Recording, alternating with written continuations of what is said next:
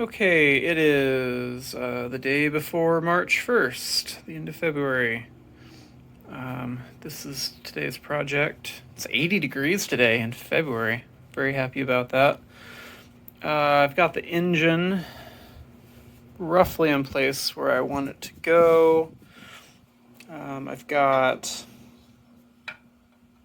this probably needs to go over, I just realized. Got a straight edge here. I have a piece of 1-inch bar stock that is sitting flush with the engine, and my flat edge comes. Can we get that in there? There we go. So probably needs to come over, a millimeter. It's kind of bendy, but it's a straight flat. It's a machined.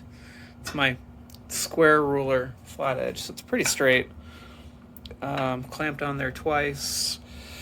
That's very flat, I know. So this needs to come over about half a millimeter. I figured out that I think I have 1.5 inches of clearance here. Maybe it's 1 inch once you get way down in there.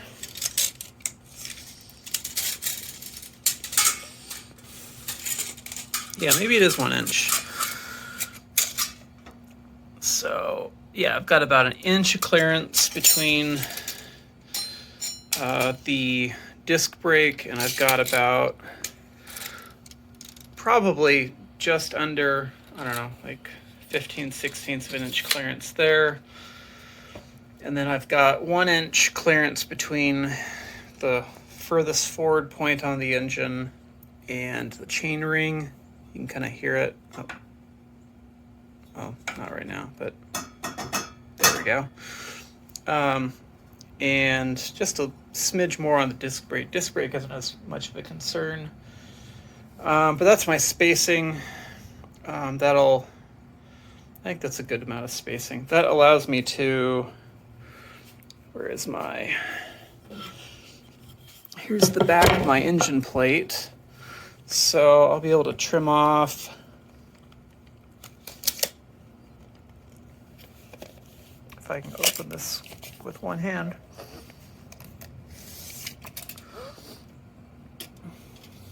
4 inches? Maybe 3.5, 4 inches. Parallax gets in the way, but I don't know. Every ounce counts. And then this engine's gonna have to come up 1 inch off the floor here, and this is about 4.5 inches and 4.5 inches. So I'm gonna trace this out, and then I'm going to figure out how I want to do this. I also only have 3 fingers, 2.5 fingers of clearance there. I've got a good amount of clearance here. Let me measure this on the inside. This is about as narrow of an engine bay as you really want. Inside to inside is 18 inches. So I think if you go any smaller than that, you're going to run into clearance issues. I'm already going to run into clearance issues with my air filter on the carb here. The exhaust has to come out. Yeah, I wouldn't go much more narrow than 18 unless you're going to really offset the engine. So I'm going to build a platform out of steel here. And then I guess I'll mount this to this and then weld this to the platform. Yeah. I guess it's time to start cutting some steel. Okay, took the engine out. I've traced out here, this is the back of the engine. We got the carb, and then this is the air intake, I guess, effectively, and then the crankshaft will be here, coming out, and then the torque converter comes out, sort of vertical here. So I measured this. This is about inch and a half, a little under 1 3/4 inches And I measured this, it's about 18 inches across. I don't think your internal engine bay should be much smaller than that. You obviously have a little bit more room over here, and if you don't use a spacer, actually, if you don't use a spacer, you might need wider than 18 inches because your chain line will come over here that's more than 2 inches. So I'm glad I have that here. And with the differential, with a live axle, you only have to support it on here and here, because this differential underneath the blue tape there is not. This is not a structural part. It's not a load-bearing part, I should say. It does rotational, but doesn't do vertical. So you have to add these additional brackets here, and I've got my straight edge roughly set. This will be the forward edge of the bracket here. Actually, I could probably move that forward another 1/2 inch.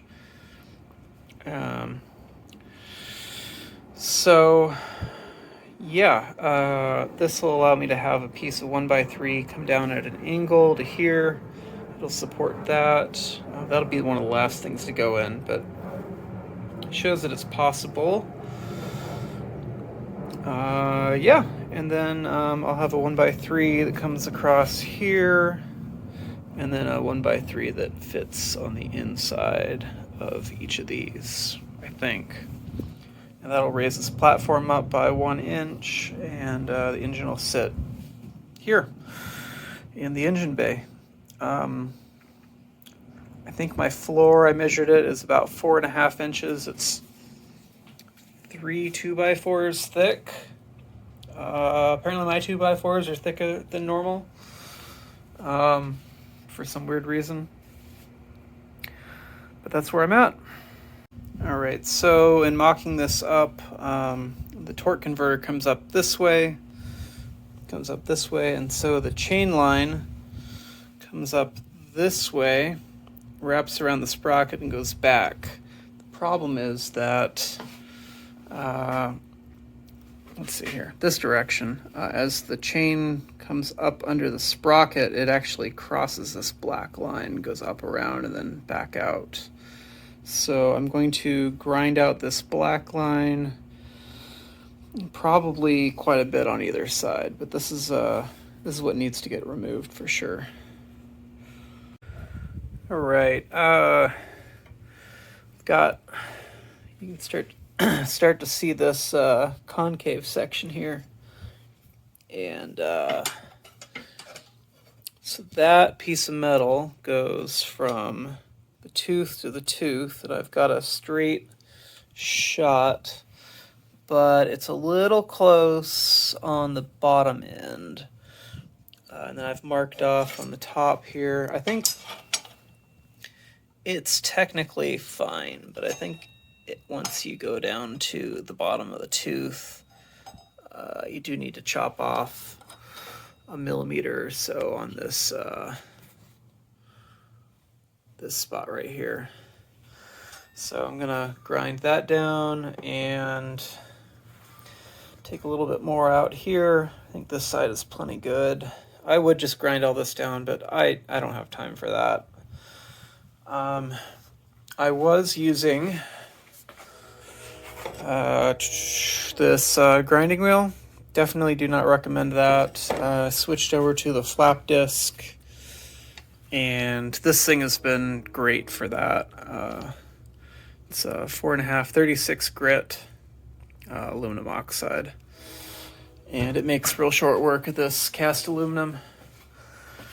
Are these strengthening ribs? Yes. Has anyone ever reported it cracking? No, from doing this. So I'm just gonna continue on and hopefully get my chain clearanced on the torque converter. And once get the torque converter clearanced, and then get the chain on here. I bolted my engine to the plate very loosely, but it's there. And then chain on This is bolted down, and then I think I can actually weld this. I'll tack this very briefly, and then I can start working on the uprights. Yeah, as long as this doesn't move. So I already welded here and right along here. All right, got, you can start to see this concave section here, and so that piece of metal goes from the tooth to the tooth, and I've got a straight shot, but it's a little close on the bottom end. All right, I think I'm gonna call it a night here, but it's kind of where I'm at. Is I've got, oh yeah, make sure you tape off your bearings when you grind your what you might call it out. But if you look down at this sprocket to the sprocket down here, it looks clean, and there's plenty of clearance there. I probably did more than I needed to. And then the top of this sprocket, if you sight down and then over, it looks really good. So yeah, pretty happy with that. I think this is mostly in its final location. I've left, I don't know, half an inch or an inch of play there for the engine to come back to tension the chain. And then this is kind of what I'm thinking for the down bit. I need to notch it, obviously, but that's roughly the angle I'm looking at. I want to keep enough clearance for the carburetor and the air cleaner. I might actually go all the way here so that this air intake is clear. And then similarly do it like this for this guy. Obviously chopping off the top half, but that would hold it in place there. And then on this side, I'd come in quite a bit. It'd be more like closer to like a 45-degree angle. I want to leave enough space that I can get into the chain and fix any issues that come up. It's, I don't know, 1.5 inches of clearance there, enough to get a wrench in if that ever came up. And then similar back here, there's plenty of clearance here. I could go a lot further, but I want to leave the option open to put a larger engine in here someday. So I'm going to leave it about there. Although I think realistically the engine limitation is going to be on this side here, the clearance, which would involve notching this frame rail. Probably not a big issue. This piece back here is going to be the least stressed. Oh yeah, and then from here, where is my, and then from here you can fit a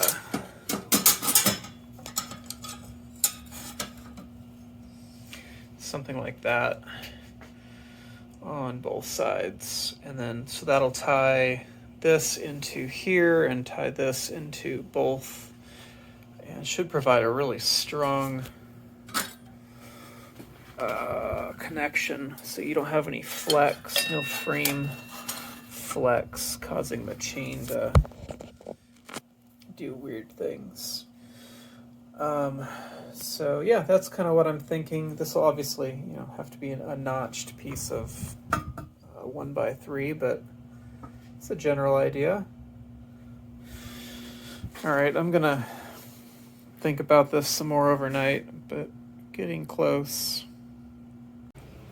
So one of the things I've struggled with is how to connect these pieces of metal together. I've kind of cut out some profiles here. It seems obvious in retrospect, I guess, but I've cut out some profiles, and then I'm going to figure out how much of the 1-inch side I need there.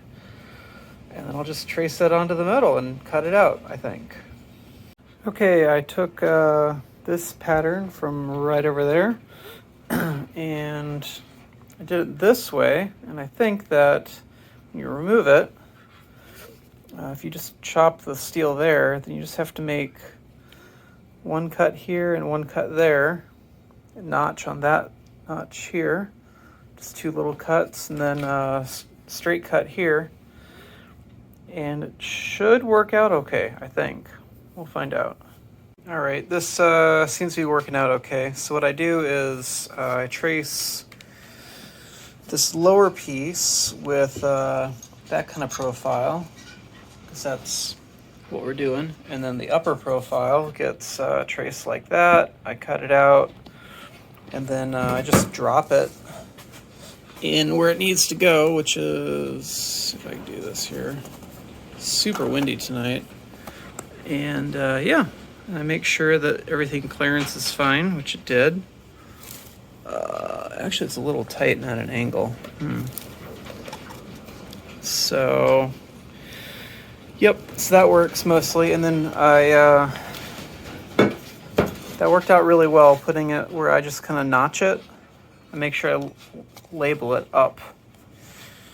And then I put it like that. And the secret sauce is when you line it up, you also, you take your Sharpie on the underside and draw along here on the underside, and then you can cut this out and draw it on the other side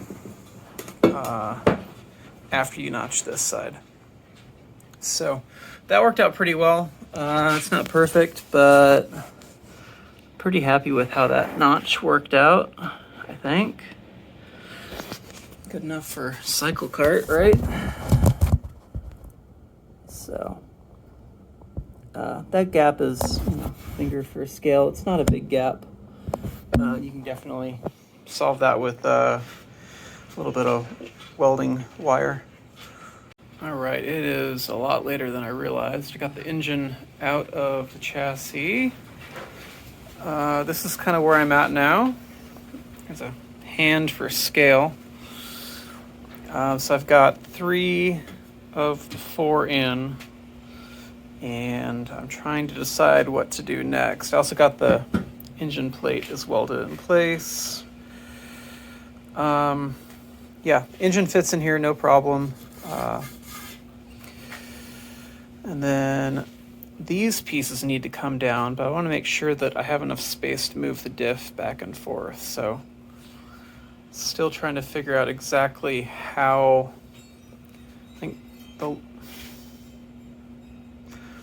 I have a little bit of flex here. Half a finger width. So I need to flex this down into place and then weld in my last piece. Of the 2 inner braces, I need to, first off, I need to swap these out with a 2-piece and make sure I can cut this correctly so I can even do what I want to do. And then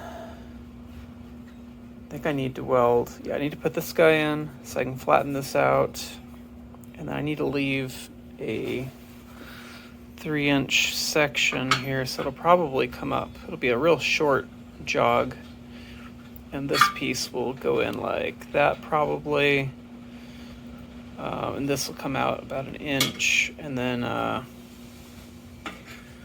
this piece, I'm thinking, how can I do this?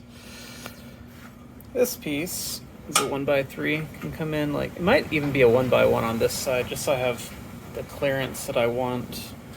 I think really the support that you need is on this side, and then this side is important, but not nearly as much. And I can always beef up that side later with like a second 1x2 on the back side.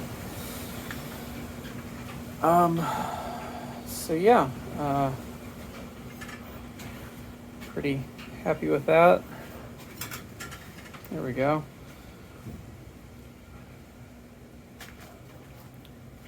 This is a deep cradle. Everyone was like, you don't need to do this, you don't need to do this, and I really wanted to do it. It's my Cyclekart, so I'm gonna do it this way. This piece needs to be trimmed off, and then there's gonna be another piece that comes out this way. So this will be grossly over-engineered for a 9 horsepower engine, but that's fine. I don't want it to break. I don't want to have to fix it. So nothing to report on the front end. Did take me longer than I wanted to get this all aligned correctly. I think I am off about a ½ inch that way, and I think at this point there's not much I can do. I think I can go about a ½ inch with the play and this plate, but that's about as far as I can go. But that should be fine. Should be more than fine. All right, I'm exhausted. Cheers.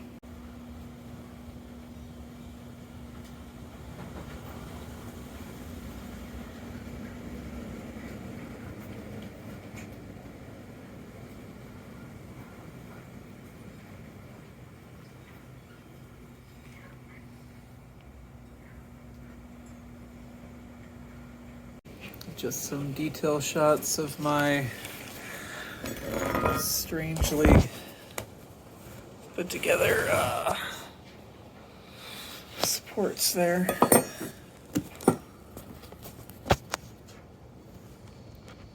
Pretty good, I think. No, it's not so good. But everything else looks pretty good. All right, I have been, let me turn this off. I've been exploring how templates work. Basically, I just cut a profile on the lower side and I cut a profile on the upper side. I just keep gluing pieces of paper together until I get a contiguous, every 2 pieces of blue tape represents a new piece of paper that's been added. So there's 4 or 5 pieces in here. I'm not very good at it, but the good news is you don't have to be good at making templates. The other nice thing about templates is you can figure out that you can't fit. I was going to do a bird's mouth. This thing's a bird's mouth. I was going to do a bird's mouth on both ends like I did for these 2 guys. And because I think that's probably stronger, but there's no way to slide it in with that in the way on both sides. So I'm doing this, and yeah, anyways, this just drops right in. It goes in like that, and that's my template. And this is my result. I've got my bird's mouth and the correct angle, and it just slides right in like that. And originally it's going to be over here, but I've got a kind of a clearance issue with that. If I want to put this piece of metal in, I'm going to have to slide a piece of 1/8 inch bar stock in between, but that's fine. But anyways, yeah, I want to move it over, so I'm gonna scoot it over another I don't know, ½ inch or so. I don't think I need that clearance there, but I don't know. Seems like a good idea. Also, I need, I think, extra clearance for my brake brackets, so just kind of give it a little bit of extra room. Yeah, the there's a little bit of space in there, not a lot. It's close enough that I can weld it, so I'm pretty happy with that. Maybe I will keep it like that. We'll see.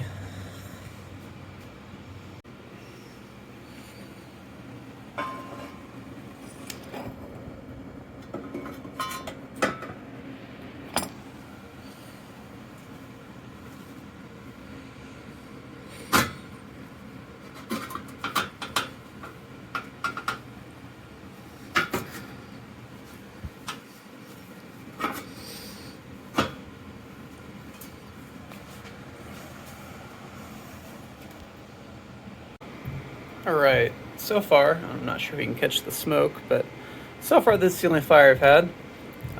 They say explicitly, do not do what I'm doing, which is don't put flammable stuff right next to where you're welding. This is what I'm using to protect the threads and particularly the disc brake rotor. I don't want to have to like grind at that thing.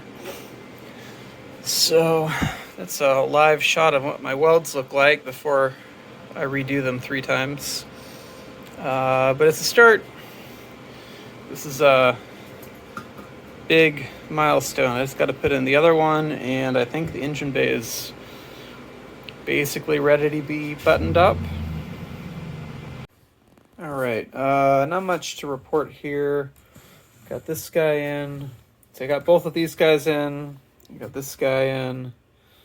I think I did this one next for some reason, and then I did this guy, and then I actually used the template from this guy for this guy, even though I've got a hard to see here.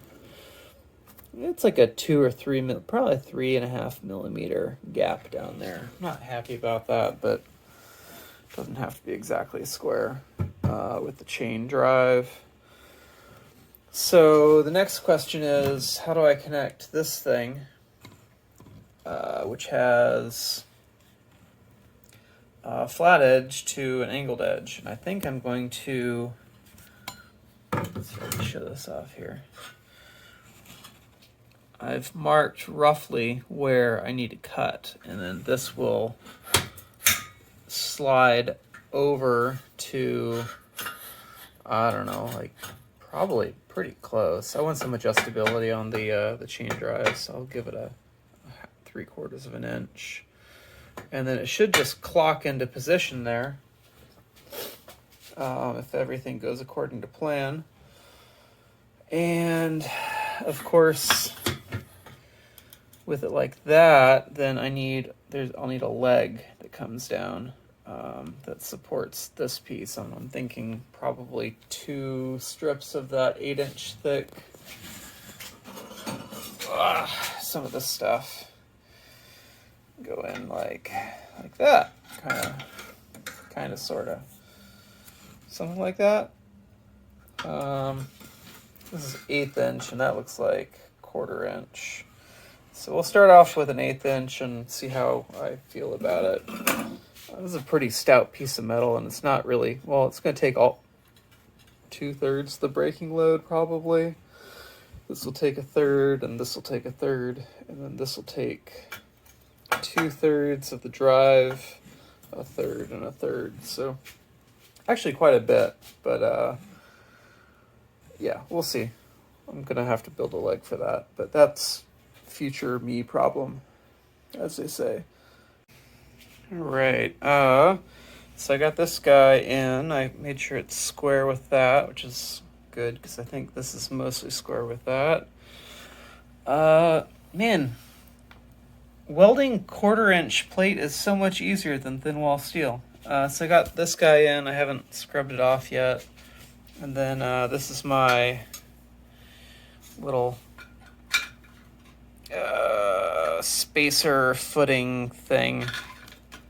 It just kind of fits in like that, more or less. And we'll see if that holds. All right, I got both of my vertical whatchamacallits in. So I've got my lower, and that weld actually looks, I think, pretty good. I mean, it's kind of a weird angle, and I'm kind of new at this, but yeah, actually the penetration on this weld looks quite good, I think, minus that like chunk on the inwards, but yeah. It's a lot easier to weld on the thicker steel. There's a lot more mass to soak up the heat so you don't burn through. Yeah, so I've got this guy, this guy, this guy, this guy, that, and both of these. Oops, it's out of the way there.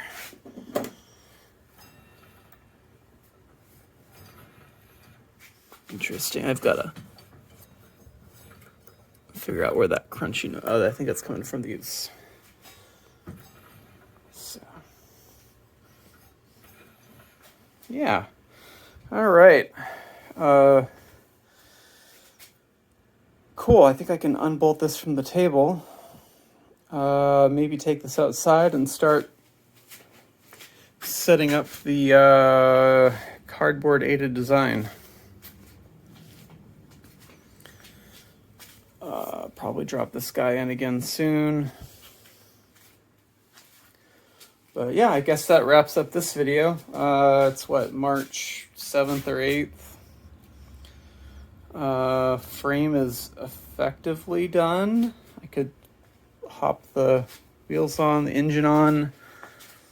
I just need to put steering on, I think, and a seat. I can take this around the yard maybe, hopefully soon. All right, engine bay complete. All right, and here's a quick shot of the engine in the engine bay. I don't have it bolted down or chained up yet, but yeah, coming along pretty good.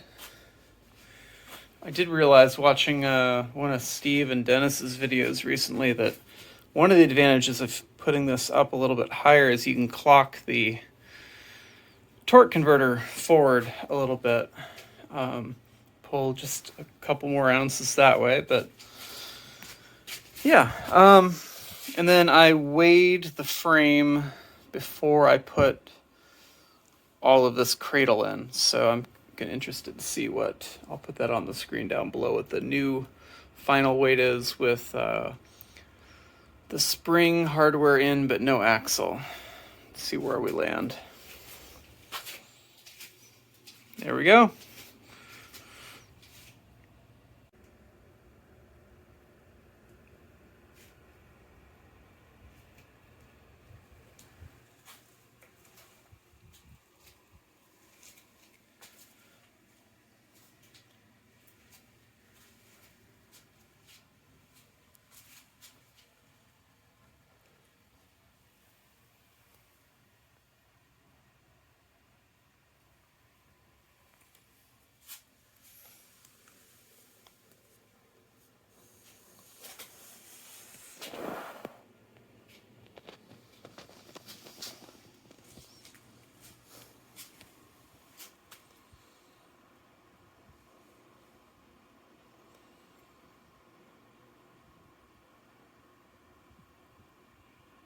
All right, it's the next day. I'm pulling the axle to see if I can.